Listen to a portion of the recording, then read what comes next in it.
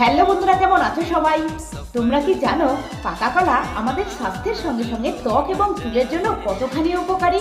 ত্বকের কালো দাগ ছোপ, ময়লা, সানট্যান, বলিরেখা দূর করে ত্বকের উজ্জ্বলতা বাড়িয়ে তোলে। প্রথমেই অর্ধেক পাকা কলা গ্রেট করে নাও। এতে থাকা potassium, vitamin A, B, C, E এবং অ্যান্টিঅক্সিডেন্ট ত্বকের রুক্ষতা, শুষ্কতা, বলিরেখা দূর করে ত্বক নরম রাখে। অ্যাড করো 1 চামচ চাল গুঁড়ো। এটি ত্বকের নোংরা, ময়লা, ডেড সেল, ব্ল্যাকহেডস দূর করে ত্বক মসৃণ করে। অ্যাড করে দাও 1 চামচ কফি পাউডার। এটি ত্বকের অকাল বার্ধক্য রোধ করার সঙ্গে সঙ্গে স্কিন টোন ব্রাইট করে। অ্যাড করো 1 চামচ টক দই। এবারে সমস্ত কিছু উপাদান ভালো করে মিশিয়ে আগেই ফেস প্যাকটাকে তৈরি করে রাখো। ত্বক প্রথমে কাঁচা দুধে কলার খোসা ঢুকিয়ে ভালো করে ক্লিন করো। এইভাবে ত্বক ভেতর থেকে পরিষ্কার হয়ে উঠবে। সেকেন্ড স্টেপে বাটিতে নাও 1 চামচ অ্যালোভেরা জেল, 4 ফোঁটা গ্লিসারিন, 1 চামচ কাঁচা দুধ আর 1 চামচ মধু।